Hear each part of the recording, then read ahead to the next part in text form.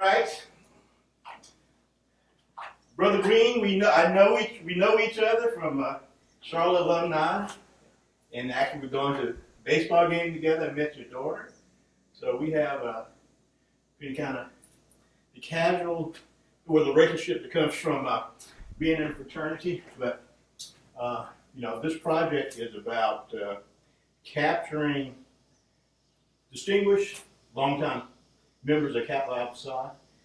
This project is called Road to Kappa, in that we want to find out your background and how you chose to become affiliated with Kappa outside.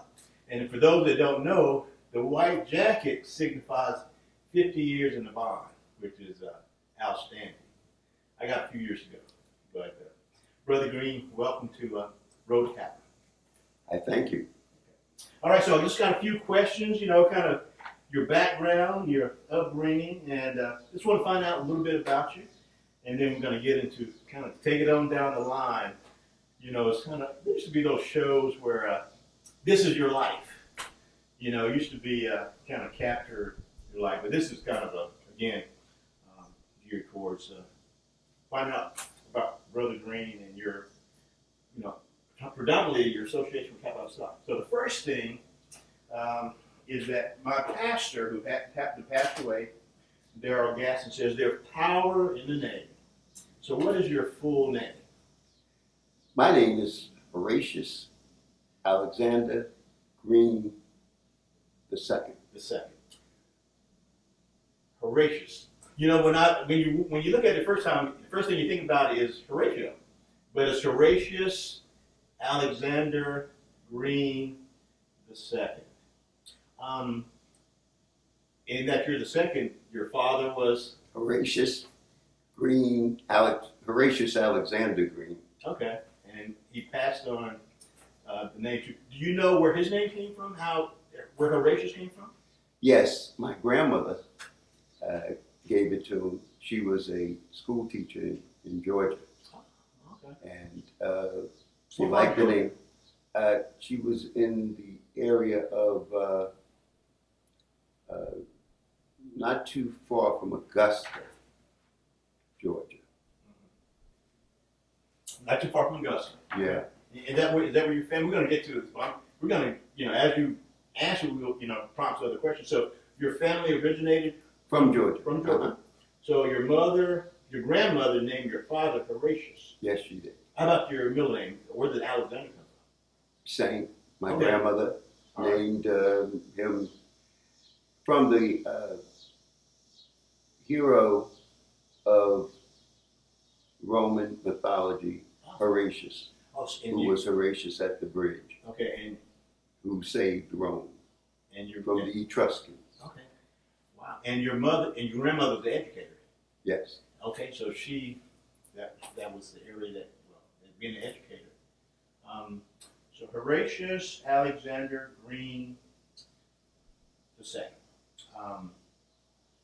And you were born where originally? I was born in Jersey City, New Jersey. Okay. That's where people see the Statue of Liberty when they come in. Mm-hmm. Right behind the statue is my city, Jersey City. New Jersey City. We're right across the Hudson from New York City. Mm-hmm. Yeah. My daughter went to NYU, and that's where you got to get in line and go on into town. That's where you go. Okay, very good. So, so what was your family? What was your family structure? I had a mom and a dad. They had 5 children, actually 6 children, and we added another brother. Oh, we added another. We added a brother. Yes. All right. So we can leave that where that is, as far as adding the brother. Well, my brother came on. Okay. And he was an added brother. We took my brother into the family. Okay. All right. So where were you at what was your family structure? Mom, dad, brother, sister? How?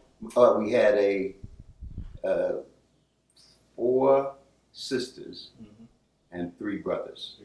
And where did you fit in I was once our other brother came in, I was the third Okay. oldest. Third oldest. Okay. Yes. I'm the oldest, and people have done kind of historical analysis of where you're born in your family. Oh yeah. Yeah. But all the brothers, you'll probably be asking me about it, but all of the men became Kappas. So the three brothers Okay. Yeah, we're gonna. all became okay. Kappas. All right. So what was your childhood home like? We had a great home life.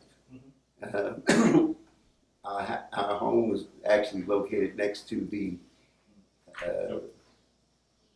telephone company in Jersey City. All the cables from across the Atlantic came into that cable company, and we were literally a stone's throw away. We could touch the building, and this is the area where all the cables came in. Was this was that Bell Southern? Yes, it was. Bell Southern. It was New not York. Southern. It was Bell Telephone. Bell Telephone. Right. Okay. Yeah, Bell Lab was from Jersey. Okay. So you're one of seven, third oldest. Were you the first oldest boy, or? Yes, I was the second oldest boy. Okay. All right. My brother was older than I was. Okay. I told you he's a Kappa. We'll talk about it. Okay. All right. All right. So what was the period of time that you were growing up in Jersey? I grew up in Jersey from 1949 to about 2005. Okay. Then I moved to Charlotte. Okay. But we're going to get into your college because you went out. We're going to talk about your college. But Okay. you went. Once you came back, you went back to Jersey. Yes. Okay. All right. All right. So, mom, dad, anything particular special about your mother? What did your mom, dad do?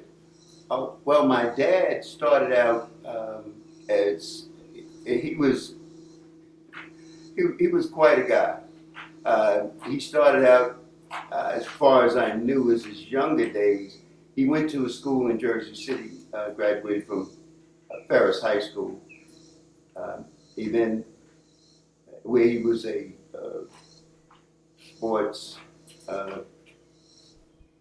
phenom, I guess, to some extent. Thank you. Oh yeah. So your father was. He was well known for athletics. He was all county in track, football. All right. And he was in the quarter mile, all county. He was also in football. He was all county at defensive end, and he was also an amateur boxer. He won the Golden Gloves in our area. Okay. Back to your name. If you're the second oldest son. Yes. But you got your father's name. Yes. How did that?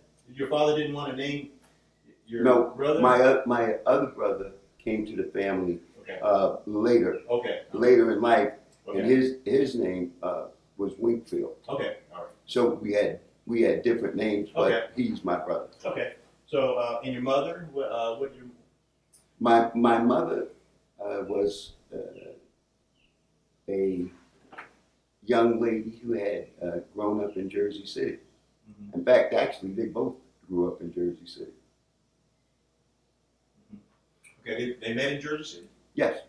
So your mother, your maternal grandmother was born in Georgia. Did she move to Jersey City? She moved to Jersey City. Yes, she did. Okay, and then she had your mother in Jersey City. No, she had my father. Okay. You said maternal, and I'm sorry I didn't catch that. I should have heard paternal. Yeah, okay. Yeah, my paternal grandmother. Okay, so your father's mother moved from Georgia. Yeah. Was that part of the Great Migration? I think so. Yeah. In fact, I think I have a letter saying we're going to be leaving. Mm-hmm. And I think that letter was back in 37 or something like that. Yeah, a lot of people decided to you know, we'll come by and pick you up. We're going. Yeah, that was the case with my mother. Her mother moved to, her father moved to Baltimore, and my dad, you know, he grew up here on the farm. Okay, mom and dad, what did your father do for you? My dad, having boxed and done several other things as far as football and that sort of thing, he went into the Army. He also, after coming out of the Army, he was a railroad clerk or checker. He checked the box cars at the Central Railroad of New Jersey. The station is still there, the Central Railroad Station on the waterfront. And I used to go with him when he'd go by the place to pick up his check. I was about 5 or 6 years old. But he did some other things after that. He went on and became a school teacher and then a vice principal. Okay. So your family, what did your mother do? She was basically taking care of all of us. And then she went back to school. And she got her bachelor's degree from New Jersey City University, and then also went and got a master's degree. She was an artist who was a recognized artist in northern New Jersey, and had also displayed in various galleries in Houston, Rochester, and other places. I think one of her exhibits went over to Europe. And you know, as we go along, because your family shapes you, and I can, as we haven't really gotten that far along, but I can see your grandmother's an educator, your father's an educator. So I imagine education was very important in your household. Very important. So, and speaking of education, educated, I guess, in Jersey City? Yes, in Jersey City Public Schools, Okay. from grammar school through high school. I still have contacts with people in the high school. Well, almost every day I'm contacted by somebody or talking to somebody in the high school. And you went to Lincoln High School. Lincoln High School in Yes. Jersey City. We're very proud of our schools. Early 60s or late? Early 60s. From 62 to 60, excuse me, from 62 to 66. Okay, that was high school. Yes. And integrated? Yes. Okay. And I say that because I was born in the South, and you know, for a time, I was in 74 when we started integrating schools here. Well, we were already integrated. Yeah. Our schools were integrated, and I went to school with many other students who were white or may have been of other persuasions, including some in the school who may have been Asian. We didn't have a large Asian population, but we had some Asians in the school. We had Hispanics or Latinos in the school. And then we had large populations of Germans and Irish and Russians. Okay. Wow. Very, very cultural. And Polish. Very cultural. It was right in front of the Statue of Liberty. And we had a lot of immigrants in our city. Okay. So school very important. Any other? And I gave a sermon at my church where I mentioned that your parents are your first teachers. Yes. But after your parents, I mean, were there any notable teachers that made an impression on you? To kind of. Yeah, I would have to take a salute to most of the teachers. They were very good teachers. I remember my grammar school teacher just being a very influential and good person, and from that point up. Okay. The camera's rolling, baby. You're gonna have to be quiet.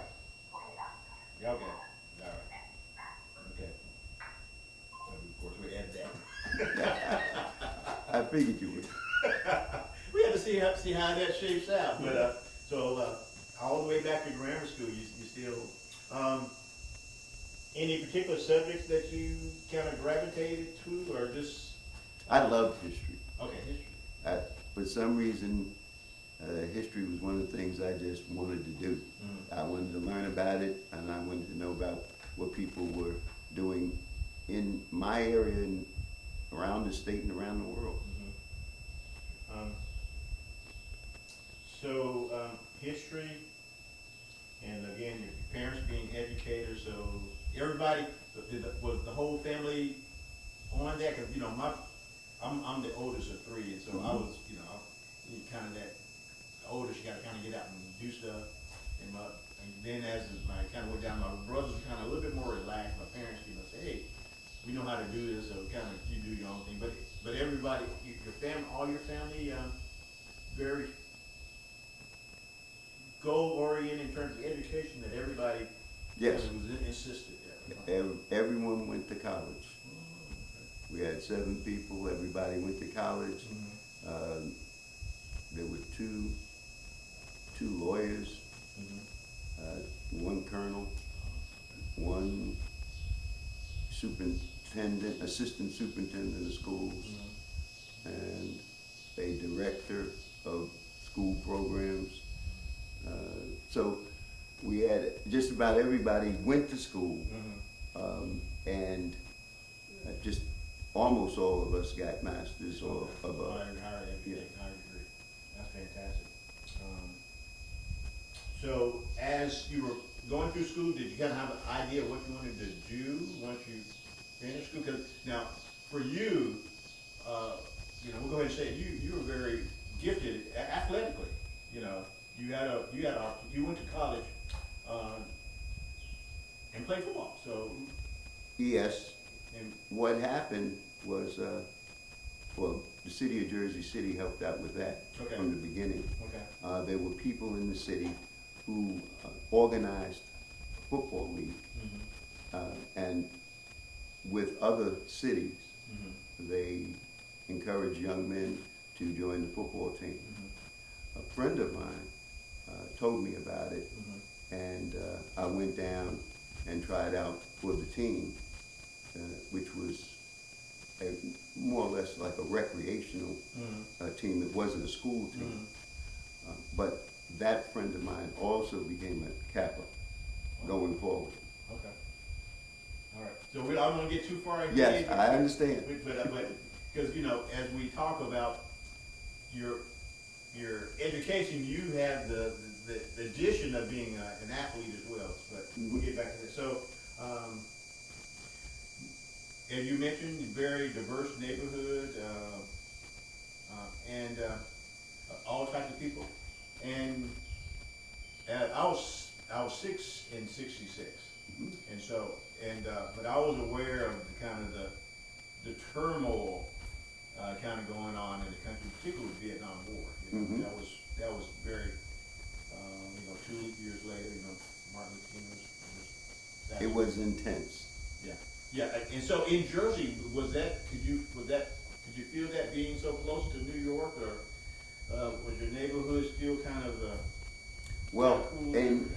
in that period, the turmoil that I recall was when Martin Luther King got assassinated. And that was 68, we had riots and the upheaval in the cities. But during your high school years, basically in the community, I mean, it was kind of a close-knit community per se. Can you say that? Well, it was close knit. You knew people because you went to high school with them. You went to grammar school with them. Various people. It could be of any particular persuasion. My family was not, you know, a stand-alone or stand-aside family. We were basically taught that, you know, people are friendly. You can be friendly with people. So, you know, I remember when I was young, I had some friends whose houses I go over to that were of different persuasions. They weren't all African American, and just that they were people I knew, and I'd go over their house. Now, most of my friends were probably African American because where I lived, uh, which was literally a block over from other people, because there were so many. We had so many ethnic groups. We had everybody. Okay. We had Italians. I'm telling you, you know, people. We had Jewish merchants. We had African American merchants.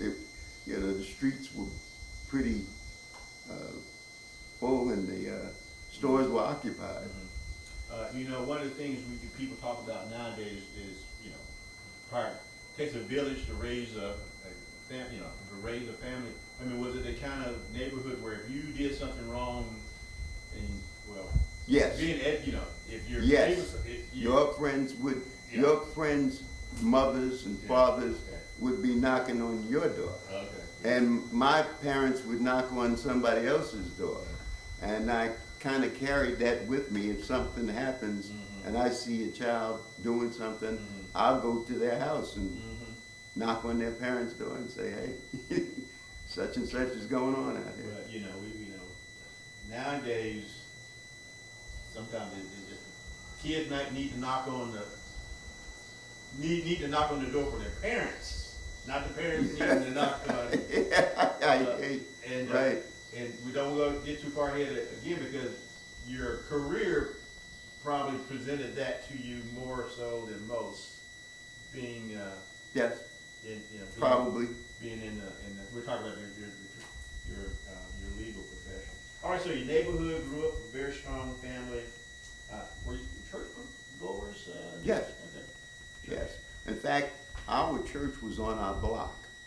We could literally walk around the block and go to the church.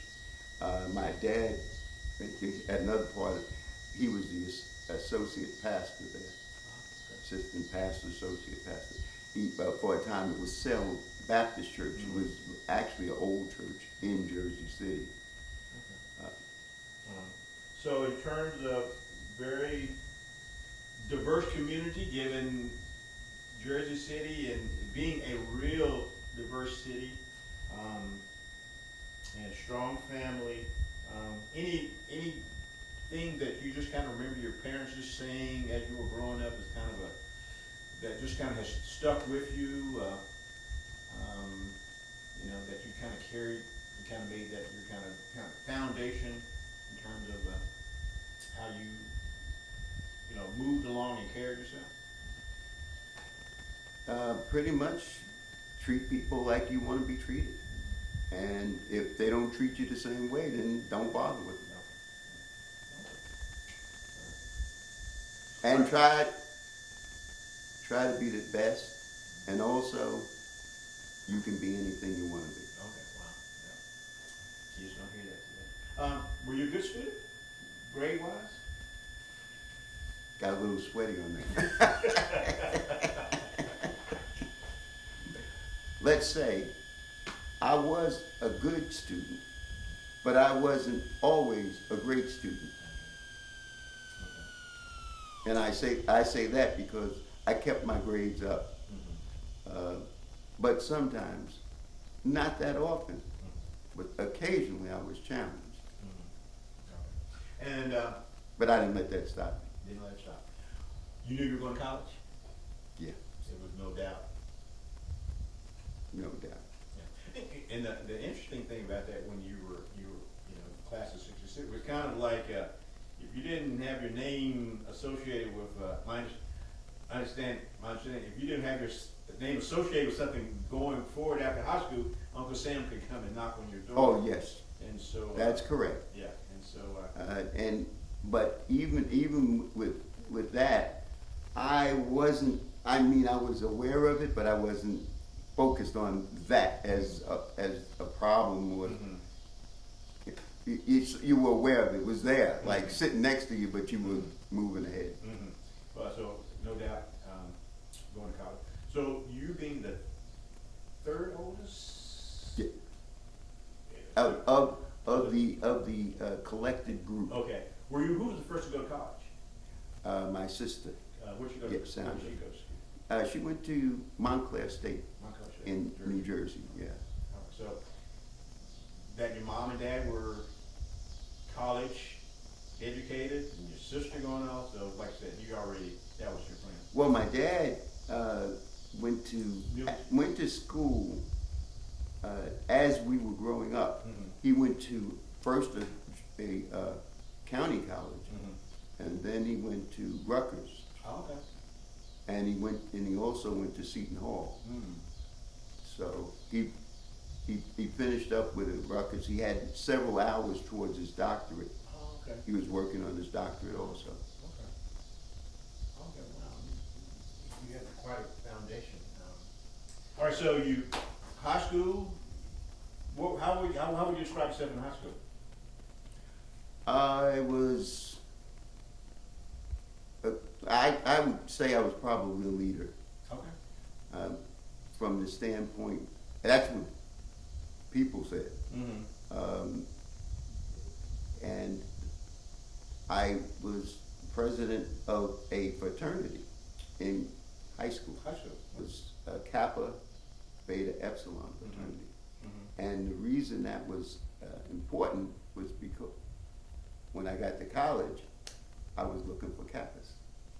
What, we're gonna get to that. Yes. But are you, was that Kappa, was it in sync with the Kappas that we know Kappa? No, it wasn't. Okay, but you just. It was not the guide right type of program that we have as Kappas, but it was a high school fraternity. Mhm. But it took a lot of what looks to me like Kappas, you know, in a small chapter might look like. Some of the persons who founded the chapter apparently had been in schools where there were fraternities, and So they came brought it back and to they the high school. started a fraternity at high school. Okay. I thought at first that maybe the Kappas from high school were the Kappas who were at the school I went to, Ohio State. Okay. But I'll clear that up a little later. Okay, yeah. So you're outgoing in school, leadership. You mentioned football, but that wasn't associated with the school. Did you play in athletics in school? Yes. Okay. In school, I began playing football in my last 2 years. Okay. So I played in the So you grew up playing like kind of rec football? Yeah. Okay. because they had different levels of rec football. Okay. And one of the reasons I was playing in rec football was because I was only 167 pounds. So I almost couldn't get on the team in high school. Okay. Almost couldn't get on the team, but we're gonna talk about where you ended up going. Okay. So, leadership in high school, athletics. So you get to, you come to the conclusion of your education, and how did you decide about going to a particular college? I wanted to go to 2 or 3 colleges. Ohio State was one, Howard was another one, and Rutgers was one. Okay. So Howard, I went to Howard on a weekend, and I happened to be there because I think I was visiting with my cousins who live in Washington D.C. So I went over by Howard, and I decided that I couldn't go to Howard because it was a beautiful school, and they had great programs, and they had a law school there, which was very interesting to me. But the problem was, for me, I felt that there was the ladies were too much. I had in my high school, we had a lot of different folks and everything. We had all kinds of good-looking people. And that HBCU was on another level. Oh, okay. I said, I'm not gonna make it if I go here. I'm done. Well, you knew, you kind of, some would have took up the dare. Yeah. You knew, so. I tell you, it was amazing.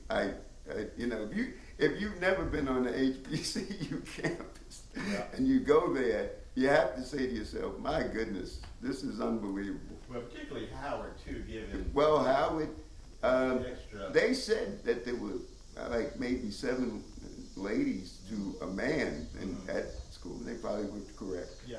As a matter of fact, you know, I went to a independent high school here in town, and it's predominantly white school. Mhm. And I said, I'm going to a black school. And so, you know, it was, well, you know, for me, I know what you're saying in terms of the inculcation of the different environments. So but I was kind of I was shy kid, so that, you know, me and the girls didn't mix anyway, so that wasn't a problem.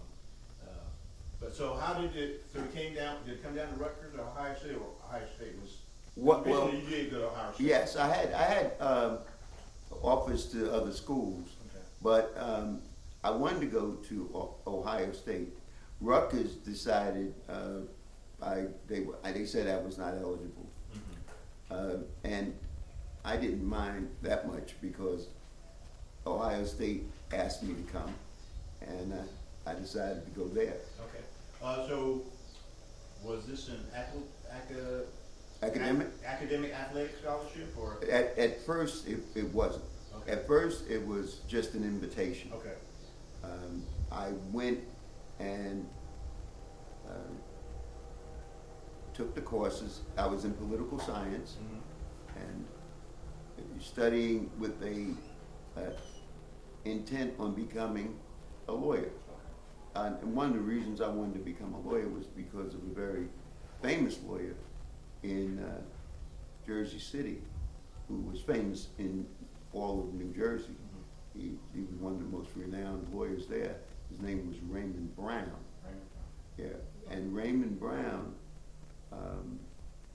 is very well known. He was African American, and I got inspired by him. He lived about 4 blocks from where I lived. Oh, so you knew him. Yes. Before you went to school. So you end up going to, was Rutgers really in the running, or you kind of, or you said you were not eligible? Right. Okay. Rutgers was in the running, and one of the reasons why Rutgers was in the running was because the NAACP had taken us to Rutgers on field trips. Okay. And so I was pretty familiar with the school. I had even been invited to a special program where they take 2 students out of every county and bring them to Rutgers for what they call Boys State. Okay. Yeah, I think they have a similar thing. So it comes down to Ohio State. Big transition going from Jersey to Columbus. It was a transition from the standpoint that it wasn't so much going somewhere and being alone or anything like that. I had been other places, camps and things like that, so I wasn't that, I guess, awed by it. So I was there. I had I roomed with 2 other guys. Okay. I had 2 white roommates, and they were not on the team. The dorm that I was in was actually a dorm for athletes, but not just athletes were assigned there. So it wasn't exclusive, like, oh, we only have athletes here. That was just one of the dorms that the athletes were in.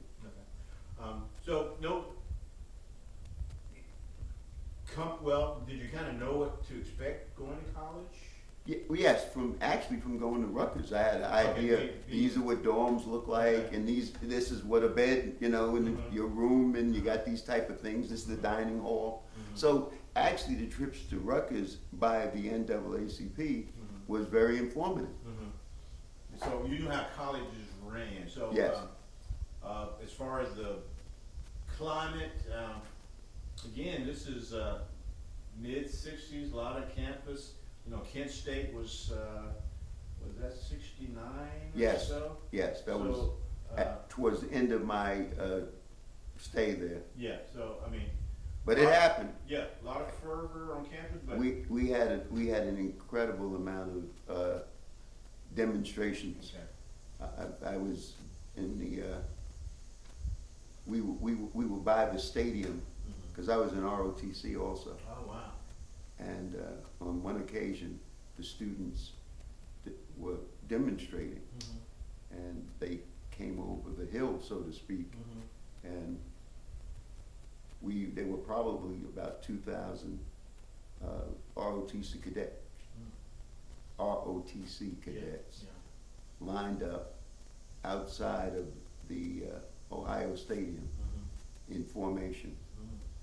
And the students decided to demonstrate that day and came over the hill. Wow. And they basically ran through the ranks, but because we all knew the students and they all knew us, they just kind of ran by. It would be a good look for how you treat, people. There was no problems.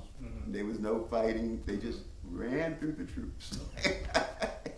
Were you ROTC your whole, were you initially in ROTC? Yes. Were you there in ROTC your 4 years? I was there 4 years. Yeah. Wow. So was I was there, a lieutenant when I graduated. okay, we're gonna get to, so you were in ROTC and played football as well? Yeah. And was a Kappa. Okay, all right, so back it up a little bit. So get to college, you know it's about political science with your major, you knew you wanted to be doing the law. Yes. So, I mean, that's, you knew what you wanted to do. I mean, some kids, some students, they kind of get there and kind of figure it out. I'm not, maybe back, I'm not sure if that's a generational thing or not. But, so you, political science, ROTC, when did you join the football team? As soon as I got to Ohio State, Okay. in fact, that was one of the first things that I did. I went out for the team because it was summertime. Okay. I got there. In fact, you had to come if you were going to try out for the team. You had to come early. I Okay. was there in August, Okay. and school I think started in September. So you were there before the rest of students' team? Yes. But it was an invitation. They liked you and. Well, my coach in high school had written to Woody Hayes. Okay, yeah, we're gonna get to that too.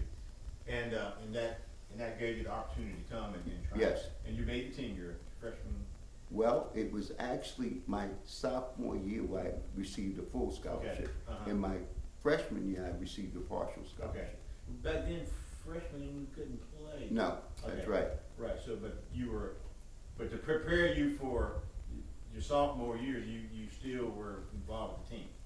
Yes, to prepare me for my sophomore year, I had to practice with the team, and I had to demonstrate that I could make the team. Uh-huh.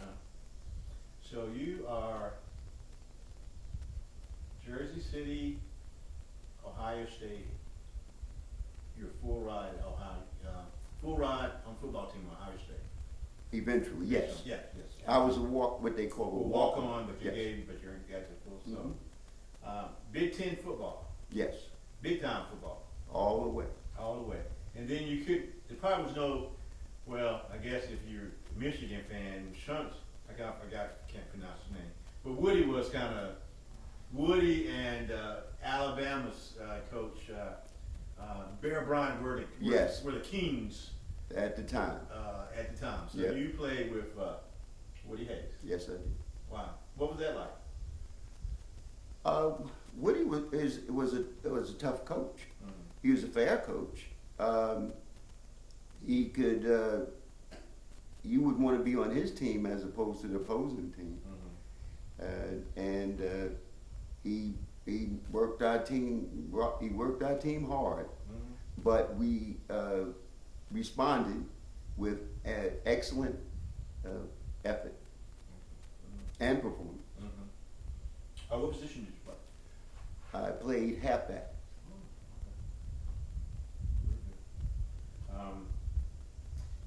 Big time football, college. The atmosphere at Howard probably was just a little bit much, you know, in terms of. But I imagine being a big guy on campus, being on football was pretty good too. It was, but I was studying. Okay. All right. Between studying and football, Okay. and occasionally I ran track Oh. so that I could increase my speed. Mm-hmm. All right. So. I didn't run track to win any medals. Okay. I mean, I actually ran in track meets, but I didn't run for purposes of that I'm going to win some medals here, because the people running in the Big Ten were, they were hitting some pretty nice numbers. Okay. All right. Fantastic. So you're on campus playing football, ROTC, political science. You already knew about a Kappa organization before you got to Yes, college. I did. And so when did it kind of that light? Now we're getting into the Kappa. Right. So when did it kind of the switch get turned where this is not my Kappa Deltas? So you saw it, and you saw Kappa at Ohio State, but it wasn't a Kappa that it was at high school. So I mean, All right, this is how it happened. Okay. I got to Ohio State, our dorm, it was Stanley was the dorm. And I went in, and one day I saw a guy outside, and he had on a Kappa sweater. And I think I said, well, where are the Kappas? He said, oh, you looking for the Kappas? Oh, you don't do that. And I said, yeah. I said, I'm interested in the Kappas. He said, oh, okay. He said, well, you can sign up and, come to our introduction. But what they have at Ohio State is they have what they call Rush. Okay. Rush Week. That's, Now, at first, before I met this particular Kappa, I didn't see any Kappas around. So I went on what they call the Rush Week, yes. which is various days during a week where you can go and visit various fraternity houses. So I went around to several of the fraternity houses, which was quite an experience.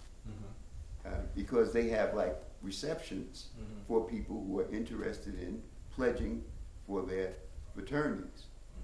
Now, these fraternities were primarily white fraternities, and they were very interesting.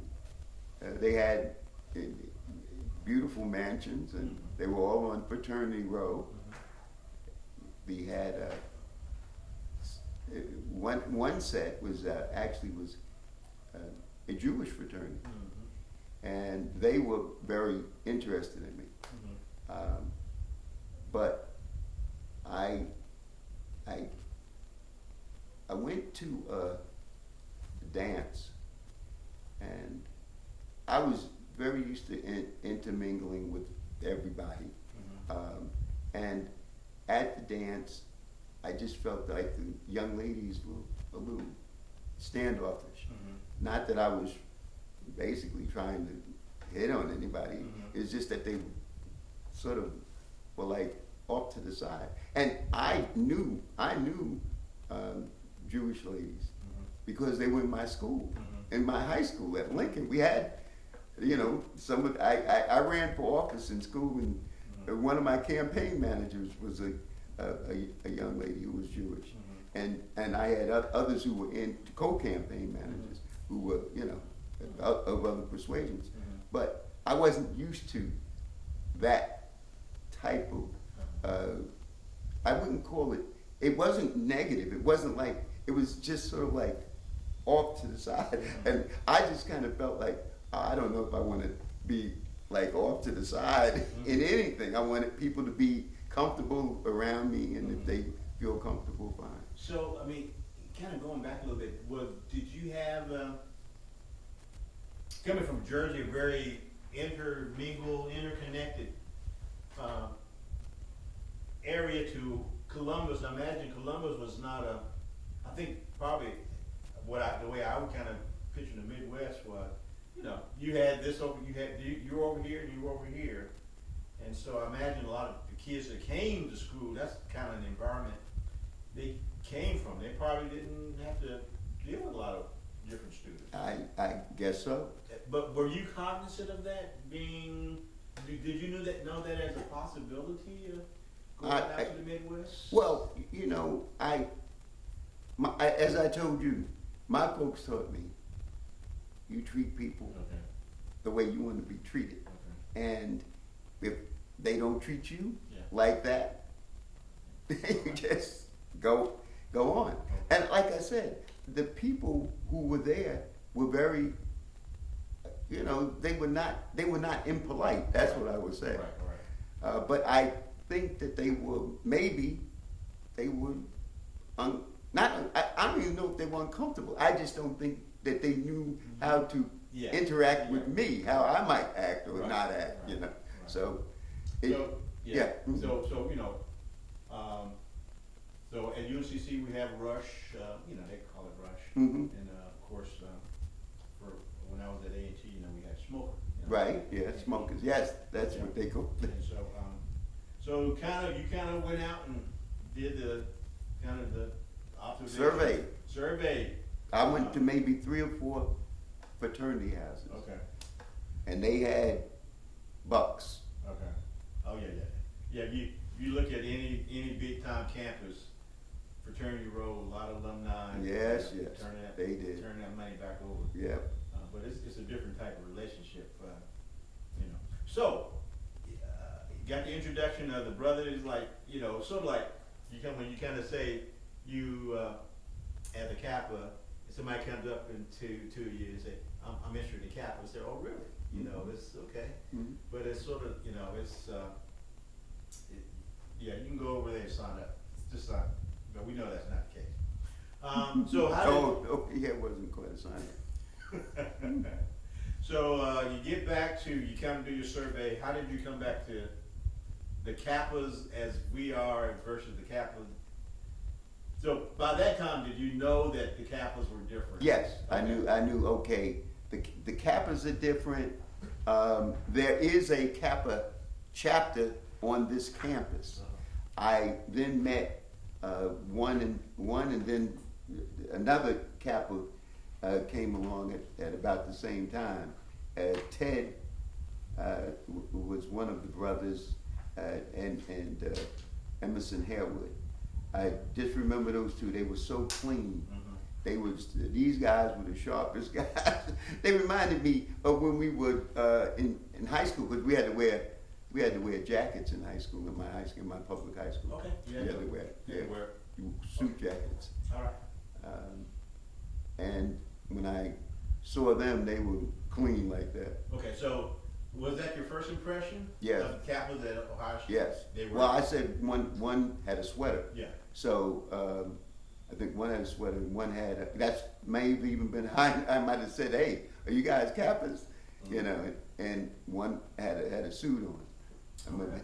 I think Emerson Harewood had a suit on. So 68, 69, or? Well, that was 66. 66. Okay. Yeah. And this was, because it was when I first got there. Okay, when you first and I got graduated in 66 from high school. Yeah, okay. Got to Ohio State in 66. This is the fall. Yeah, fall. 66. So you find out who they were. What was the kind of not the pledge, we're gonna get to that, but how was the kind of their get you come to get to know us kind of, did they have events or parties or affairs that you went to that showed your interests? Yes, they had a few, I think there was a smoker, I think there was a party. I think I went to, I know I went to both of them. And then they kind of said, well, you know, I don't know if I want to get into all of the nuances of that aspect of what. No, we can talk about it in broader terms. Okay. Yeah. Yeah, so what happened was they asked me if I was interested, and I was, then they were gonna see if I was interested in joining a group of young men who were getting ready to seek admission into the fraternity. Okay. So what was your class at that point? You're interested in as a freshman? Right. It was in my freshman year. Oh, really? Yes. Okay. And you could participate as a applicant Okay. during that time period. Okay. As freshmen. Okay. But you couldn't. In fact, it was possible during the spring that you could become a Kappa during that spring. Okay. In fact, another person who actually became my roommate, he was a Kappa. He became a Kappa because we were both on a attempt to we were both applicants at the same time. Okay. But we had two groups of applicants, of which one part had started a little earlier. So it was a split application group. Yes. So the one that my roommate was in, who I speak to this day, I spoke to last week, Okay. and actually the beginning of this week. Okay. And so you showed interest in your first semester Yes. year. Yeah. You got involved with the Early. interest? Okay. And of course nowadays every era has its own method of becoming members. So you showed interest your freshman year? Yes. All of your freshman year? Mhm. And then, was there, how many were in your group of? We had 6. Yeah, 6 that was interested. Right. In your. Well, the group that eventually I became my class was 6. 6. The one I was in a group that was part of there was a group that was larger than the 6, but some of those had started earlier than us. Okay. We were put together. Their application was processed through earlier on than ours was. How many were in that other group? I think there were 4 or 5. I can't recall exactly how many. And so they were initiated In the fall. In the spring. Excuse me, in the spring. Okay. We were initiated in the fall. Okay, so, okay. All right, so as we kind of move through, there's process and depending on, when you came through the fraternity, your process was different. And so. Yeah. And so, but anything about in '67,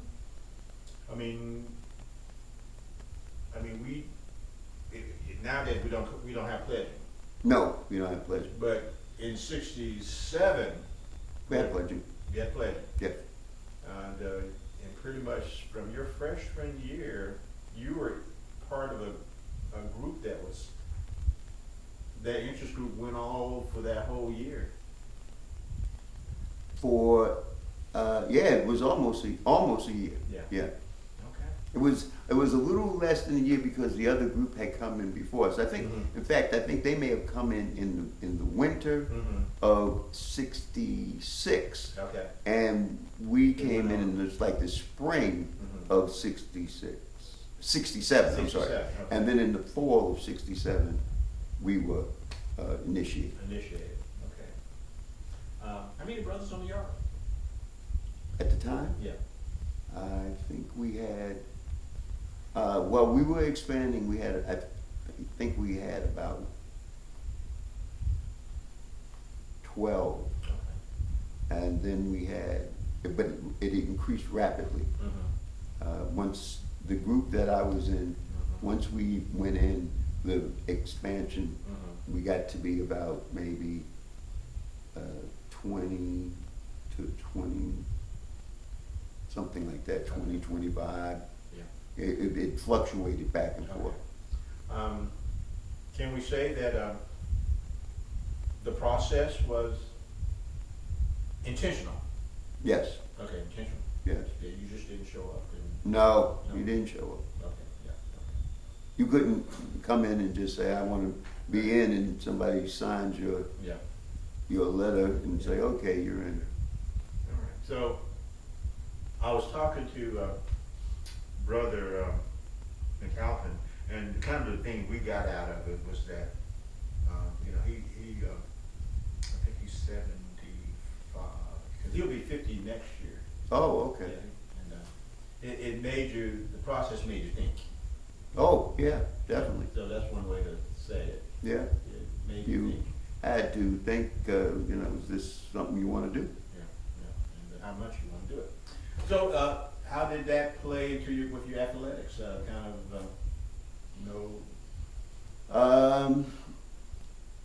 With the athletics, there was sort of like, well, your initiation is initiation at that time. After I became a Kappa, I had requests from other people who were, we had people who actually were friends of mine who were on the team and whatever, and process-wise, I don't think they were ready for going through application process. Okay. All right. They were good people, Yeah. friends, Yeah. but that was the situation at the Yeah, time. but that was, yeah. But That was the, that was not, a prerequisite was not that you knew somebody, per no, se. no. Uh, If you knew somebody, that was an intro Right, because To- you feel it's to the organization, but not entrance. yeah, it's a singular experience. So how was so you knew you wanted to be a Kappa from high school, even though that the Kappa from high school was not, but you knew you wanted to be involved with Kappa. I mean, was there anybody else on the yard? Alphas or Qs or? Yeah, Alphas were there. Okay. Qs, I think Sigmas later came, but yeah, there were other fraternities, Okay. other. But actually, you had gone to the Russia, so you kind of knew. I think I even went to the Q house, just to see Yeah. what they were doing. I went by. I was making an assessment. Okay. See what was going on, who was doing what. Okay, so what was it that just made the decision that Kappa was going to be it? I think in a way I was predisposed. Okay. But like I said, I met these two brothers who were, they were the cleanest, sharpest cats. I said, those are the guys I want to be with, right there. If I'm going to do something, Yeah. there they go. Yeah. And the Alphas were, they were nice guys, and they had their thing going, but there was something about those guys. When I saw them, they were sharp, man. I had a similar experience as a freshman at A&T, and Brother Jackpot said the same thing. It was when he observed the brothers at Alabama A&M. Mm-hmm. It was just something about them. Did you know, going back to your growing up, did you know any Kappas as a younger person prior to? I think I may have known some Kappas that I didn't know were Kappas. Okay. Yeah. Until later, yeah. Yeah, I hadn't made that association as far as that was concerned. And because I'm really, oh, yes, in fact, I knew a person who was a Kappa back then, um, but he, he actually was a good friend of mine and good Kappa later on when I came back home. But he was a Kappa when you left, but he. I think he was just a little. I think he was a little older. He may have been in. I'm trying to think. Was he already in school? He might have been in school, and becoming a Kappa, or coming back. At the time, it was Thornton Smith was his name, and he was a great Kappa man. In Jersey City, he was. You could always go home. Thornton had to be. He's older than me, so he must have been out of school by then, or maybe he was in graduate school. But his house was the house everybody would meet at coming back from school. Okay.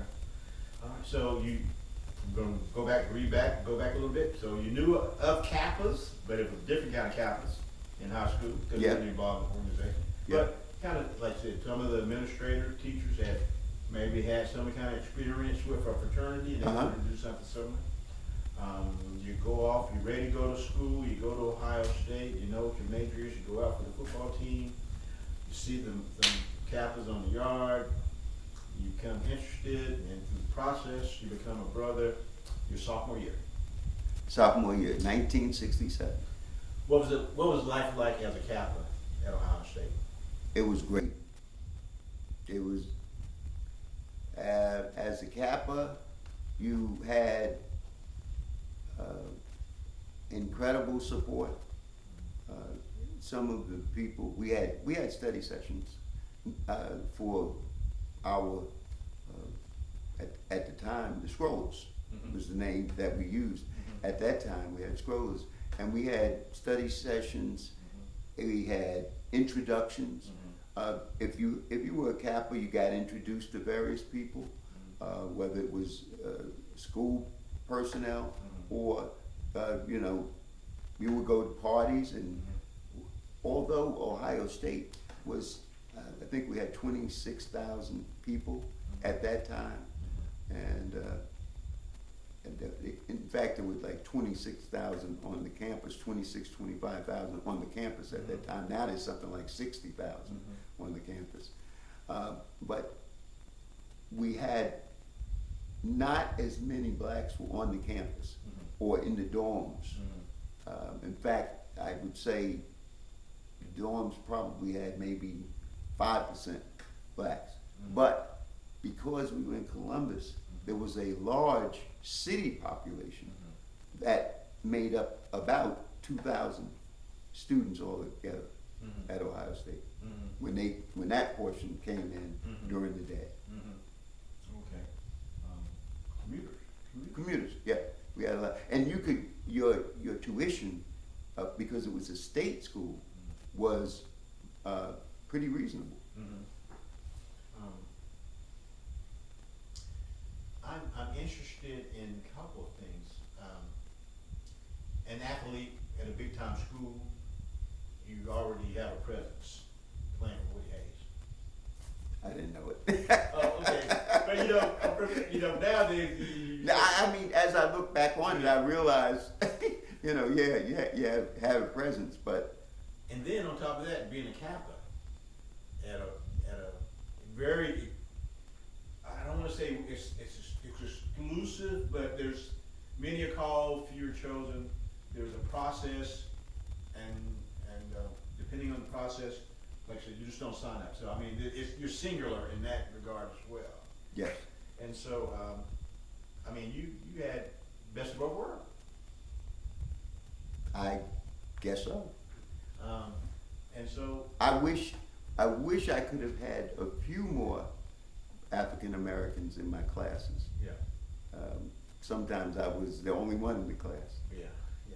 Yeah, a different kind of experience. Yeah. I got out of school. I moved to a town called Red Oak, Iowa. But this is in the early '80s. But I was the only black guy in town. 5,000 people. 5,000? Oh, okay. Yeah. Well, I think what happens is you don't, it's not something you dwell on. I mean, it's just something you notice. It's not like, oh my God, I'm the only guy here. It's like, you know, you go in. I mean, I never felt embarrassed or chagrined or any way limited in going up to the teacher and asking him any questions or her any questions I thought I needed to ask. Mm-hmm. You know? You know, one of the questions here, you know, is life before Kappa and then life after Kappa. But when you hit the ground at Ohio State, you already was kind of involved, but this still was, you know, you still have to go through the process. Mm-hmm. So, I mean, you didn't have to observe it from afar because you'd already indoctrinated, you already gotten involved with the process your freshman year. Yes. So I mean, as I said, because I had been exposed to colleges, but specifically, I had been exposed to Rutgers, and Rutgers was very similar in its just the area that I was staying in to Ohio State from the standpoint of the dorms. The dorms were like the first place you sort of hit. That's where you brought your bag and went the first time. And because that experience was already in my memory, it wasn't a shock to me. And I didn't feel like once I got there, like, oh my God, I'm all alone here. And then in fact, when I first got there, I met 2 football players. And I talked to them about, oh, hey, I'm going to be coming out for the team, and they were very gracious to me, and they were veterans. Stan Hamlin was one, and Rudy Hubbard. Rudy Hubbard would eventually go on to coach Florida A&M as the head coach, and those were the 2 guys. I met them actually before I met the 2 Kappas, because they were there for the summer session, and. Just talking to them, I was put at ease. So I always remembered that from them. Okay. Well, you know, I'm trying to, because, you know, I was a freshman in the band, and when I saw the plot, I said, man, I want to be a Kappa. I spent the whole summer. Actually, I went to our interest meeting my second semester of freshman year. I didn't have the hours. Okay. And so, you know, I spent the whole summer getting ready, and then I went online in the fall of '79. But any experiences that you can talk about, share about the process? You know, Well, we had to do a lot of things together. Sometimes we had to meet at certain places at certain times. We had to sometimes navigate from one area of the city to another, not necessarily with cash or anything else, to learn how to get around, I guess. So we did those type of things. We would help out with anything that was going on in as far as the chapter was concerned, dances and things like that.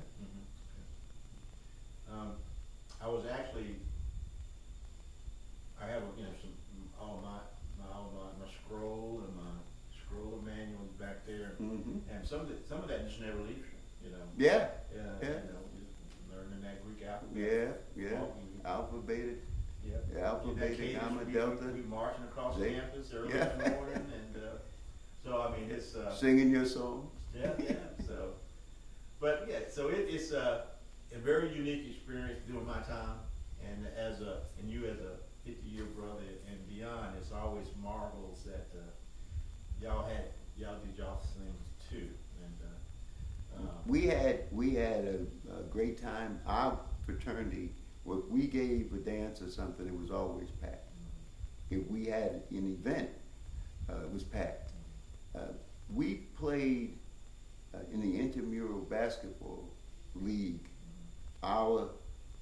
In the intramural fraternity basketball league, they had 50 fraternities, and we had so many people on our team, almost the whole chapter was on the team.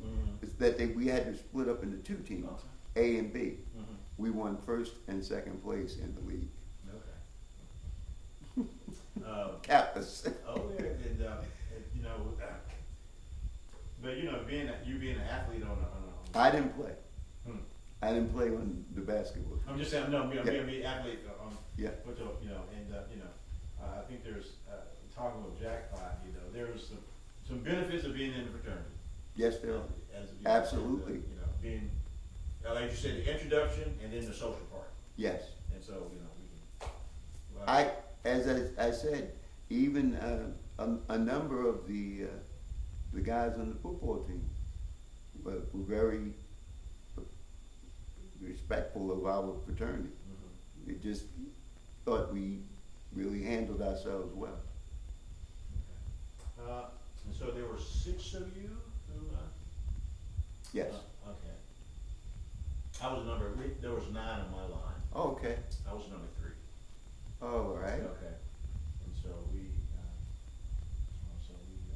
we're called 9 lives. Okay. Yeah, so, and I'm not sure, through the years and different programs that people initiated, I know it's probably the ebbs and flows of that. Yeah, absolutely. All right, so, great college life, Kappa, your freshman, interested in your freshman year, become a member your sophomore year. Right. You're in ROTC, you leave, when you graduated on time? Yes. Okay, on time, because that's just the way it was. That's the way it was. You went to school, you Went to school. and you got out, so, Got out. all right. We did that year, in '68, we went to the Rose Bowl and played You was- O.J. Simpson Oh, yeah. In the game? in the game in the Rose Bowl National Okay, Championship. I think I might have been looking at that sometime this year, Oh, okay. this past year, so Yeah. the game. The game. Wow. So. I did not play in that game. Okay. All right, so you said when you finish, college political science degree, Yes. and you were second lieutenant, Yes. did you go into the military right away? No. Okay. I went to law school. You went to law school, so you got was that like a deferment? Well, would it be- it was a deferment, but it was sort of like a choice. Okay. Because at that time, actually, I didn't have to go any further. Okay. You know, I think one of my afternoon. I was actually like in the reserves Okay. for 2 years. Okay. Yeah. Yeah, it's sort of like you get commissioned and it's almost like, I guess, I'm not sure nowadays I'm not sure if you have to go. Well, back then when we were in school, I guess my roommate was second lieutenant. Okay. But he could go in the reserves too. Yeah. He went to the reserves. Mhm. All right, so you finished a great career at Ohio State, class of? I was the class of 1970. Class of Yeah. 1970. Again, during that time, that was Kent State-ish, was Yes. still a lot of fervor. There was a lot of smoke in the air. Yeah. And unfortunately, we lost 4 students at Kent State. Yeah, Ohio. So very turbulent times, but you decided to go, what made you decide to go to law school? You said Mr. Brown? Yeah, Mr. Brown. Mr. Brown. That was really my impetus for going. Okay. Just knowing him, knowing his reputation, knowing some of the things that he's done. He has a son who's named Raymond Brown too. Okay. And he just this past year, he received one of the highest awards you could get in the state of New Jersey as a lawyer. Okay. Back to Ohio State. My coach, I played baseball. Okay. My coach was Melvin Grooms. He was, Grooms. Okay, go ahead. he's Ohio, I think he went to Ohio State. Big Ten, he actually played football, and he played for Ohio State. I gotta go back and figure out. No, his name sounds kind of familiar. Greene. Call him Big Ten. Big Ten, okay. Yeah, I didn't verify that, so, again, you enjoyed history coming out of high school, majored in political science because you wanted to be a lawyer, Mm-hmm. played football, Kappa, enjoying the things of, how did Kappa kind of shape you, in college, for later on? I mean, what was the brotherhood like? Strong. I was at a wedding, my brother's wedding in Columbus, this past week, last week. Mm-hmm. And when I was in Columbus, my brother was there. One of the other brothers. Now, my brother was with the Kappas in high school, Okay. as was my best friend in high school, who was Patrick Farrar. Mm-hmm. He was also a Kappa in high school, and he was a Kappa at Ohio State. Mhm. He went over at Zeta chapter also. Okay. We had, he went over at Bishop, Mhm. but he transferred to Ohio State. Mm-hmm. So I had myself, my brother, and my best friend there, Mhm. and two other Kappas who were also in Ohio this weekend, this Mhm. past weekend. Mm-hmm. And those two, my roommate Greg Sip, Mm-hmm. and we also had Dr. Ronald Cade. Mm-hmm. He was there, and his brother Don Cade. He's a Kappa too. Okay. His brother is a Kappa. So there was a lot of. Mm-hmm. We have a very strong interplay of Kappas Mhm. in Ohio, Mhm. Maryland, all over from that group of Kappas. Okay. And And it was Zeta chapter, okay, yeah, Zeta. And the Zulu chapter. I did see 1915. Yeah. 1915. That's Yes. correct. Yeah, That's you think about it. yeah, that's something. Yeah, 1911 we started. You know, Yeah, we were right behind them. right behind them, and the fact that Some of the brothers came over from Indiana, Okay. came right over to Ohio State. Okay. From Alpha Chapter. Yeah. Wow. So you kind of mentioned that we're 45. We'll be 45 years this year, and pick up the phone. It's like, hey man, what's going on? There's something about the bond. Bond is strong in that regard. So, where'd you go to law school? NYU. NYU. Yes. So you go from Ohio, you leave Jersey City, go to the Midwest, then go back to the city. Right. NYU. And imagine the city at that time was the city. It was the 70s, Yeah. and it was the city. Yeah. New York Yeah. was something. Yeah. Oh yeah. Oh yeah. Oh yeah. Wow. And but by that time, playing football, Kappa. I mean, your structure of what you needed to do was already imprinted. You were there to get Things done. things done. Yes. Okay. Wow. NYU Law School. Were you involved in Kappa once you got out of college? Yes. I belong to the Newark Alumni Chapter. Okay. Okay. Mm-hmm. Was that why did you join one when you went back to NYU or When I was at NYU, I was not as involved. It Mhm. was more when I graduated. Okay. I went to functions and to various things. Okay. But I wasn't in the alumni chapter Okay. because I was going to law school. Right. So At NYU, Yeah. that's strong. yeah. That's strong. So NYU, you finish. What were your plans? What was it about law that drew you? Mr. Brown, just seeing how. I mean, was there other aspects that drew you to law?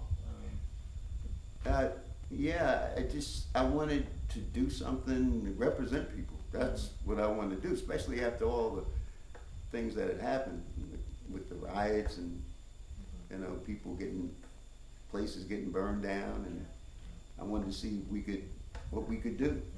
Rebuild the cities, or, you know, represent people who were getting arrested, those type of things. Okay. So you finished NYU in what year?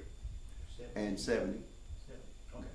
Excuse me. 73. I went in 70. Yeah. I came out in 73. 73. Yeah. You finished law school. Right. Did you know were you ready to get going right then, or did you kind of say, let me take a step back to see where I want to go? And No. Okay. I went. Okay. I wanted to get started. Okay. But at first I went down, I had additional opportunities, so I went to Fort Gordon to military police school. Oh, okay. So I became a first lieutenant down there. Fort Gordon is in? It's in Augusta. Augusta. Okay. Is that where the Rangers train? I'm sorry? Is that where the Rangers? You know what? I don't know I don't know at the time. Okay. I just knew the military police school was Okay. Yeah. Oh, yeah, you mentioned. I met James Brown down there Oh, yeah, actually, too. In a club. oh, the club, he probably owned the club. He did. Okay. He was sitting right there, and Okay. yeah, I went over and talked to him. Because Jackpot, when he finished at Alabama A&M, he went to work in Augusta. Oh, did he? Yeah, Okay. he was there, I think late, like 70 through, he finished in 75, so just say 76, 77, he went down. And one of my dean of pledges was from Augusta, Reginald Simmons. He went to George Washington Law School, Okay. and he eventually became one of James Brown's lawyers. Oh, okay. So you went to Fort I Gordon? went Yeah. I might have, maybe I saw him then. I don't know. Yeah, something like that. So you went down to Fort Gordon from NY. You went from big city, Jersey City, Columbus, back to big city, NYU, back down to Augusta, small city. Right.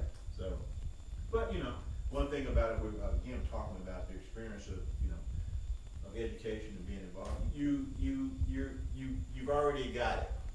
I mean, you already have, through the process, you gain the ability to, whatever situation you're in, Mm-hmm. you come, because you know what you're there for. Right. So you do, you're still reserves, once you go to, Yeah, I was still part of the reserve. part of reserve. Yes. And, I went to, it's called officers training. yeah, candidate school, Yeah. yeah. Finished that? Well, it's not actually candidate, because you're already an Oh, officer. you're already officer, yeah. Yeah, so you're, Oh, you're, that's this right, is you said. another level of a particular skill set. How long were you in Augusta? I was down there for 3 months. 3 months, okay.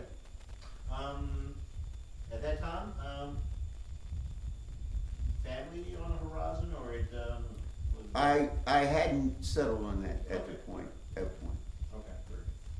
So you go to, and then you go leave Augusta, where do you go from there? Back to Jersey City. Jersey City. Okay. Going private practice, or are you? Yes, I joined an attorney who was there. He actually was the head of the New Jersey Judiciary Committee for the New Jersey Assembly. His name was William Perkins, and so I joined his firm as a associate. Okay. Excuse me, as a law clerk. I joined him as a law clerk. Mm-hmm. I eventually became an associate. What types of, what was there a specialty of the office? The office handled criminal cases, Mhm. real estate, Okay. primary criminal and real estate. It was a general practice, but those were areas that it, also civil rights cases. In Augusta, did you meet any brothers while you were there? Get associated with brothers? I did not, Okay. which was You did. kind of interesting, because, but I wasn't in the city of Augusta very Okay. much. Yeah. I think maybe I went, on the 3 months I was there, I may have been in Augusta maybe 4, 5 times. Mm-hmm. Yeah. talking to Brother McAlpin, he said when he left Alabama, he went to the Journal Okay, and found out who the chapter members were okay. and got in touch. That's the best, actually, that's the Yeah. best thing to do. Yeah. And the Journal at that time, I loved it, because it had all the brothers, or if it didn't have all the brothers, it had the officers. Yeah, that's So you could always get in touch with an officer. That's what he did, he got in touch with the officer. And I'll tell you something else that happened, that, I was just talking about it with a few of the brothers who had been, on, either online with me or in the chapter with me. Because of the demonstrations, they closed the school down in 60, I think it was 69, maybe when the students got shot at Kent State. Yeah. And so we decided we were gonna take a southern excursion. So we piled into a car and we went down to Central State, down to Fisk, down, and from Fisk, I think we went over to, there was another school in between, I think in North Carolina, I think it might have been A&T. And then one of the other schools we passed by as we were going, because any school that was in the area, we were touching as we were going. The brothers were receiving us and we were having a grand time. But we went all the way up, we went by Atlanta, we went to, I don't know if we hit Atlanta first coming up, because we did an incredible arc going up that way. We got to Charlotte, Wow. went to Johnson C. Smith, the brothers there, they had a little gathering for us. Went further up to, we stopped by, I think it was Hampton. I think we stopped by Hampton. Then we went to, I think we stopped by Howard going up. And I don't know if we got to Morgan, but I know we eventually got up and got to Jersey City. Okay. So we went from Columbus, Ohio, all the way around in this big, huge arc. And we started out, we had, now this is Kappa. We're talking about Kappa now. Yeah. I don't think we had I don't know if we had $50 amongst us in our pockets when we started out. We had enough for gas, but gas was very cheap back then. I mean, gas was 29 cents, 30 cents. But even so, we didn't have a lot of money in our pockets. Maybe we had $50, all amongst all of us. And we went on that road trip. We just said, we're gonna go and we'll call the Kappas just before we get there. We called the head, and if we didn't call the head, when we got to the campus, this is how strong the brothers were. Wherever we came, the brothers received us, and they took us to meals, they took us to bed, you know, to have a place to sleep, introduced us to friends, ladies, or other friends, guys who were there, you know, just to say, hey, these are Kappas from Ohio State, meet my brothers, you know, we were all the way up. So if anybody wanted to have any idea of what brotherhood is, that's brotherhood when you don't even call ahead, you just say, why? We had the same experience from T with, I had, when I was online, I had we had a Ford station wagon, Galaxy 500. We called it the stroller when we were online. Yeah, you give these cars names. Yeah, we jump in that car, we go, we just show up, you know, got a little, find out a brother, and you be taken care of. And so, and like I said, that is the strength of the bond of Kappa, that you just got to go. And well, we had with us Eric Morris. Eric Morris was Middle Eastern province. He was I know he was on the Middle Eastern Province Board, but he was also awarded at the conclave one of the awards. I'm not sure if it was the Diggs Award or one of the awards of our awards of that level, but he was in the car with us as we went. so you go to Augusta, go back to school, go back to Jersey City. When did you get involved with the alumni? I got involved with the alumni after school, after law school. Okay. And I wanted to find some brothers.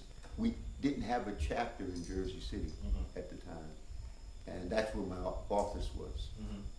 So I found the brothers. They were in Newark, and I joined that chapter and eventually served on several committees and boards and became the hallmark of the Newark Alumni Chapter.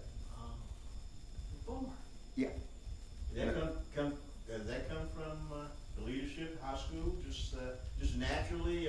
Well, in high school, here you go.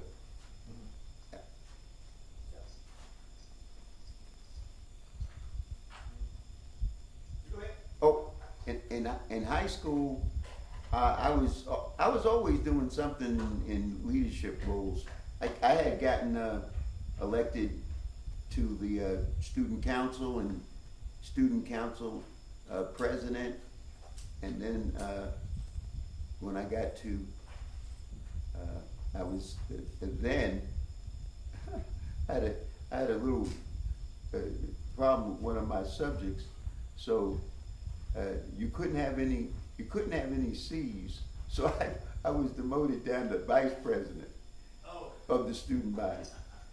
But you know, that just made me go on to the next level of things. You know.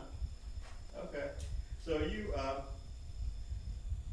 get to Jersey, get involved with Kappa, and you became hallmark of Newark alumni. Yeah.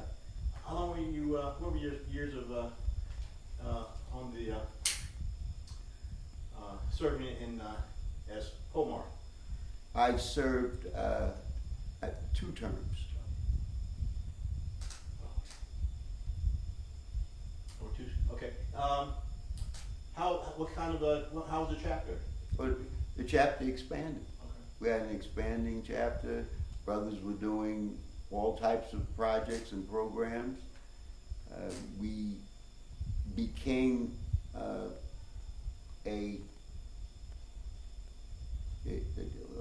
somewhat like a spawning chapter, I guess, because a lot of chapters became chapters from brothers coming out of Newark alumni. Okay. Montclair, Inglewood, Teaneck, Plainfield. Those chapters didn't exist until they came out of Newark alumni. Okay. And a lot of that came out during the time that I recall being there. And brothers it made sense because we had brothers in these various places, and they needed a location, and we thought it would be good close to them. So one of my brothers, good brother, from he's in Trenton. Okay. Harold George. Harold George. He's past Trenton hallmark. Okay. Served there for many years. He's a lawyer too. Okay. And he was a lawyer, became a judge. He represented the Cherry Hill area. Okay. Wilkesboro. Wow. Yeah. That's a Yeah. pretty nice area then. Yeah. Cherry Hill. Yeah. So he was brother Harold George, and a young lady, one of my I don't have an office, but a colleague that I worked with. Her father was a brother. He was a Womack. Okay. In Jersey. I'm not sure. All of these folks I probably should know off the top of my head, but what will happen is I'll walk out of here and I'll say, oh, brother Harold. Yeah. So you're what years were you in hallmark In Newark alumni? New Orleans? I'd be guessing, but Okay. I think it was in the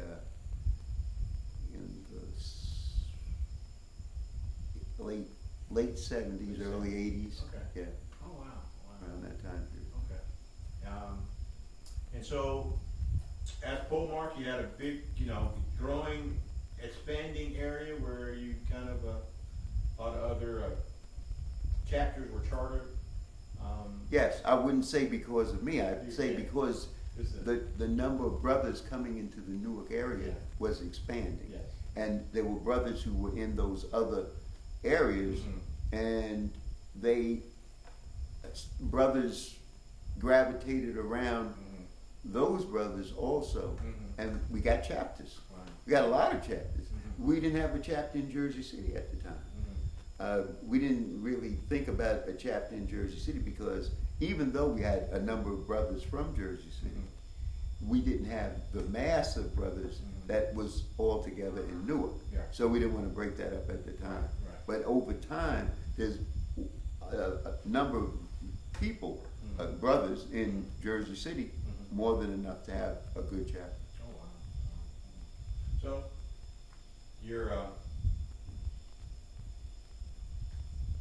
I guess the lessons from your childhood, family, involvement in school, college, playing Big Ten, Ohio State football, Kappa, military,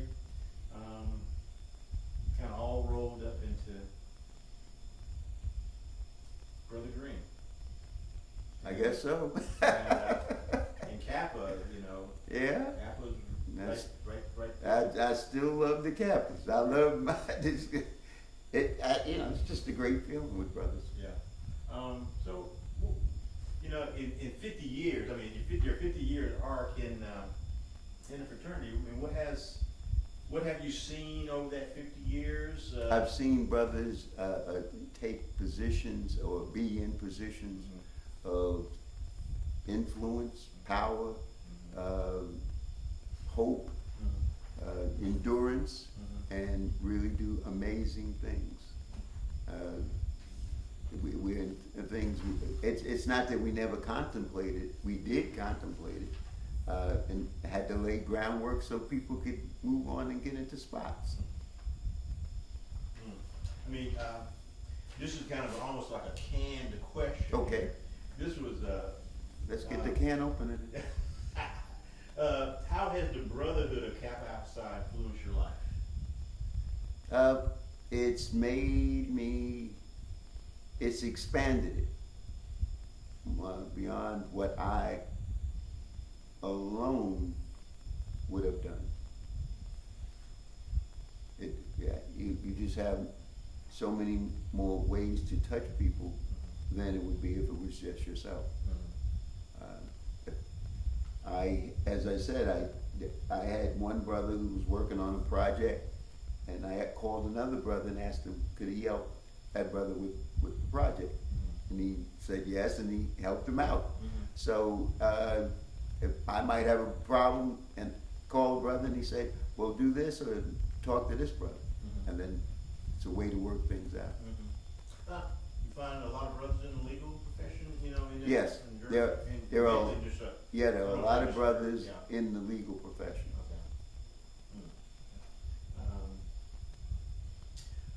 In that, we know now, we go back to 1911. Yeah, Indiana University. all the way.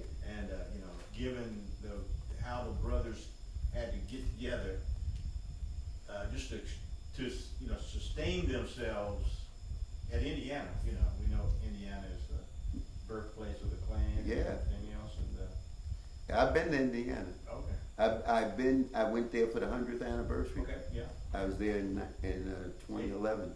okay, I was there too, Mhm. and, went down to the house. We're in 2024, where do you see the fraternity, going, Well, we are going to the top. Our men are moving in every direction, in every profession. We're being scientists, we're being bankers, we're being truck owners. Whatever field you can think about, we're doing something in those areas. So I see the fraternity continuing to expand and getting smarter in how it does things. And also taking lessons from the past and trying to learn from those, and then build additional ramps of assistance to other brothers and also to the community. I see as we get stronger, we'll be able to help out more people, and we'll be able to help out more brothers. You know, there's a couple areas we didn't touch on, but I'm kind of curious, your family, we didn't talk. Oh, my family? Yeah, about your family. Oh, yeah. I have 2 daughters and a son. I have two grandchildren, one with my son, and one with my daughter is a granddaughter. Okay. All right, so, we're gonna go back just a bit, so you're in, your practice is in Jersey City, and then you become a judge. That was it, yeah, in Orange. Okay, in Orange. Yes. But you went from, how was that a anticipated transition that, or basically? No, it was one of those situations that I hadn't started out to be a judge. I wanted more to be a lawyer actually than a judge, because as I said, I had seen Mr. Brown representing people on a particular level, and I don't put myself on Mr. Brown's level because I'm just in a different area. I can't be Mr. Brown, that's for sure. But it was an influence that let me know that I wanted to help people out. I wanted to represent them. Again, your general, all facets of the law, general. Primarily I had a general practice. Okay. But it was also, I was in politics too. So I did administrative work for the city of Jersey City and for the county of Hudson. I was director of human resources for the city of Jersey City. Oh. And I was the director of the Department for Senior Affairs in Hudson County. Actually, it was the Department of Legal Affairs for seniors for Hudson County. You know, I was talking to Jack. You know, something you don't have to tell people what you do. It's just something about you. I mean, look at, you know, I came to know you at Charlotte Alumni. Yeah. And you played football. I mean, you're Kappa, you're a lawyer, you're a judge. But it's something that you don't have to go have it on your shoulder. No. And I think that's kind of a, I think that's a trait of Kappa men. We don't have to. You're a professor. No, we don't. You're a professor. You don't go around saying, "Oh, I'm a professor." Oh, I'm one of the few professors up at UNC Charlotte. You know, you just do what you're doing, and on big things or little things, you're there helping out. Yeah. And that's an important part. And I see that with a number of brothers. I mean, they have big, high-polluting, I wouldn't call them high-polluting, because they're not. They're large positions in major businesses, major companies, banks, etc. And yet, they're right there, ready to do something, help people out. Yeah, I'm very proud of the fact that I became a member. And I mean, it changed my life, you know, really. Well, we're kind of winding down. Is anything that we didn't touch on that you want to share? Yeah, I think it's important for brothers to know and people to know that in the time when I was in college, we just didn't have a good time and party and those kind of things, which is all right. I think you should do that. I don't think you should go to college and not have a good time. Mm-hmm. But we also were serious about a number of things. When the demonstrations took place, we had the first Black History Week at Ohio State, and I was the spokesman for that. We brought Adam Clayton Powell in, we brought Dick Gregory in, we brought other speakers of note who were at the time coming in to basically enlighten the students, both African American and all the other students, white, Chinese, didn't matter, Asians, the whole gambit of people.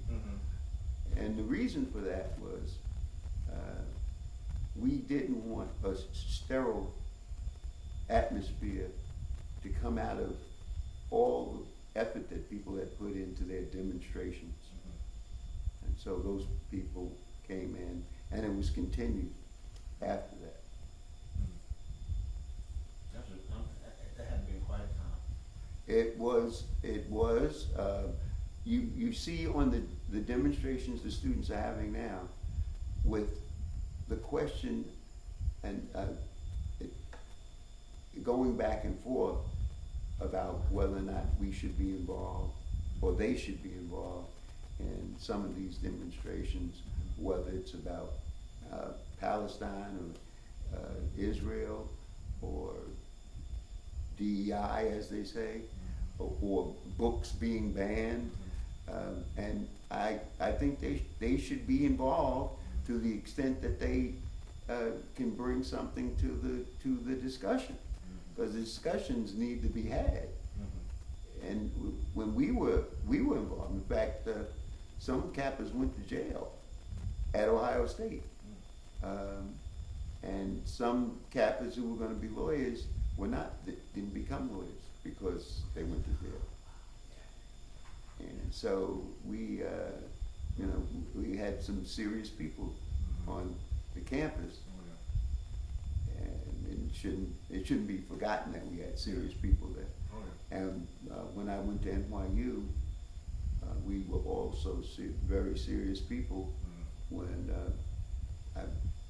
I was assigned by the dean, or asked by the dean, to go to Mississippi as basically as an observer for the elections down there. This is part of Kappa's role of being involved, not just on the good time piece, but also on making sure some stuff happens that is appropriate. Yeah, I mean, that's the thing that people, when I was there, get attracted to is, no, y'all always have some girls around you down there. But it was... We do. Listen, if anybody is wondering, the young ladies always came around Kappas, because at least at our school, every school is different. But there is a through line that goes through as far as Kappas are concerned.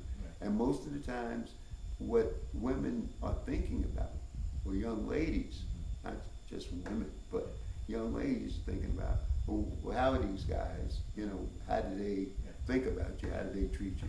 And hopefully that experience has been positive, because we usually tried to do that when we were at school. Yeah. And we had a lot of wonderful sisters and young ladies who were good to us as that was. When I was there, I was the AKA Bachelor of the Year. And I was on the Pyramid Court. So I was, as I said, I knew people, I was friendly with a lot of people.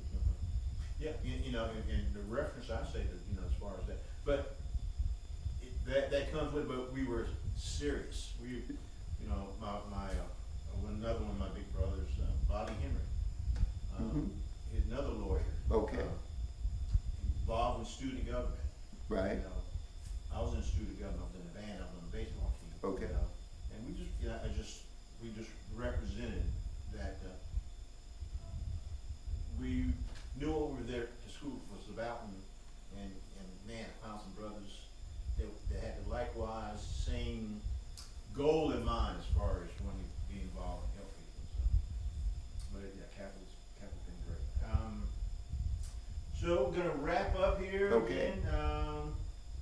I got another canned question right here. Okay, give it to me. All right. We got two. What has been the most rewarding aspect of being a member of Kappa Alpha Psi?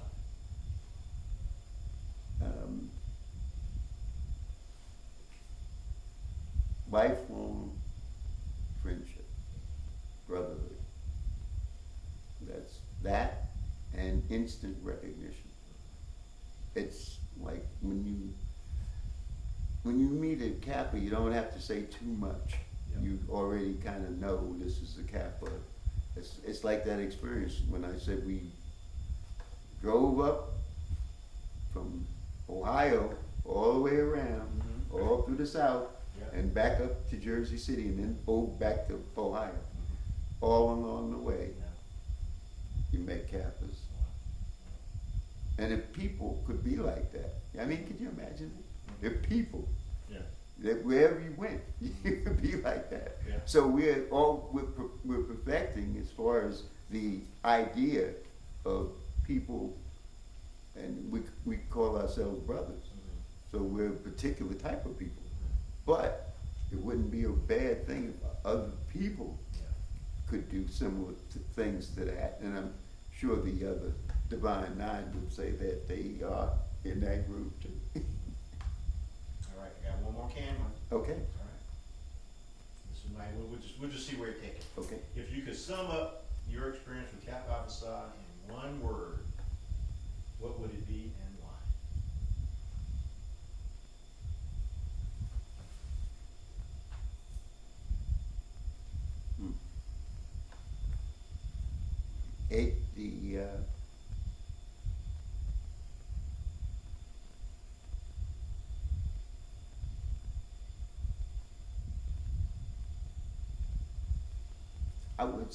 I would say brotherhood, but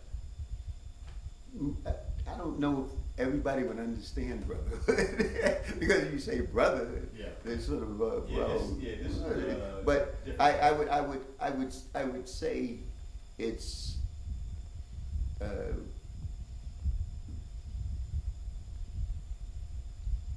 like family. That's how I would say. It's like more you just feel good, you feel okay. Well, Brother Greene, Horatius, Alexander, Greene II. Well, they called me Ray. Okay. Do they? Yeah, they did. They called me Ray in college. Okay, Ray. Yeah, a lot of people did. Okay. Yeah. But the only reason that came about was because some people were having problems with Horatius. Okay. Some people would say Horatio or like Horace, and I'd say they just call me Ray. Okay. So for that aspect, after I got out of school and things, most people were saying Horatius. Okay, well, it is a formal name for a formal person, Yeah, it is kind of like that. Yeah. Well, like I said, did you have issues with it as growing up with Horatius? No, I didn't bother me. I mean, in fact, this was way before I got into college. Everybody called me Horatius. Okay, yeah. I mean, after a minute, they learned how to say it. That's what they said. That was your name. Yeah. And then the background of it as well. And also, interestingly enough, a lot of like relatives knew Dad and his friends, they all knew Horatius, so they would just call me Horatius, Okay. or young Horatius, or little Okay. Horatius. All right, very cool. All right, so we're gonna wrap up, but I do wanna ask a question. Okay. You're legal, as a judge, what kind of cases were you involved in? It was primary municipal court. Okay. Uh-huh. All right. Now, those were the judge cases that I was dealing with. Okay. Other cases when I was in, because that was, that aspect of it was particular to the city of Orange. Okay. I was still practicing. Mm-hmm. Okay. So a lot of my practice was towards civil rights. Okay. But at that time, civil rights was not the type of civil rights that you see today, where somebody goes in and they sue the city and they get millions of dollars. Yeah. Back then, you were basically fighting cases that had no publicity. Okay. You were fighting cases that People just wrong. you were wrong. You were going in. Those were. I mean, I wouldn't say the ones today aren't, but those were real battles in the courtroom, in the jail cell, and wherever in the police precinct, wherever those battles were taking place. Those were, and I'm saying they're doing them today too, but there's a difference in the way that people look at them and how they respond to them, either as a jury or as a city. Okay, this is all gonna be this is the post-production part, but again, how did you end up coming to Charlotte? I came to Charlotte, a friend of mine, actually, believe it or not, had called me and said, you may wanna just come down for a visit. I came down for a visit. He said, bring your checkbook with you. But also, my mother-in-law was very ill at the time, and the doctor told her she would not survive another winter if she didn't move out of the Northeast. So we had already started making our plans to leave, and unfortunately, she died as we were, because it was taking 6 months or so to wrap things up and to start coming down. So, and Charlotte was the friend who brought me down. We were up by, excuse me, fake hands in my face, but we were up by University, and there was a nice place up there, and I saw it, and I mean, being from New York and Jersey City, I was super impressed by it at the time. So that's what happened. We're a little bit more modest now where we are, but at the time we wound up on one of what was it, Davis Lake? That's where we were. We were up there, and we were up on the lake, and I see you got a lake out here, which is nice. Yeah, so that's a good a part of it, a decent part of it, I guess. Tomorrow I'm going up, just between you and I, we're going up to deliver my granddaughter up to New Jersey. And she's gonna be with my sister, and they're gonna go all up to the Poconos. You ever been to Poconos? No, I have not. Oh, it's like going to Grandfather Mountain, but they actually have like houses like set out like this, but they're cabins. Yeah, and the people buy them, and they're pretty good size, actually. Very good. Well, again, Brother Horatius Alexander Greene. Yeah. I thank you for trudging on over. And I trudge over anytime you ask me. And like I said, you may have told me before, but I didn't remember that you were such a musician. I'll give you a couple of my CDs. Yeah, well, let me, if you got some, let me have one. Yeah, absolutely.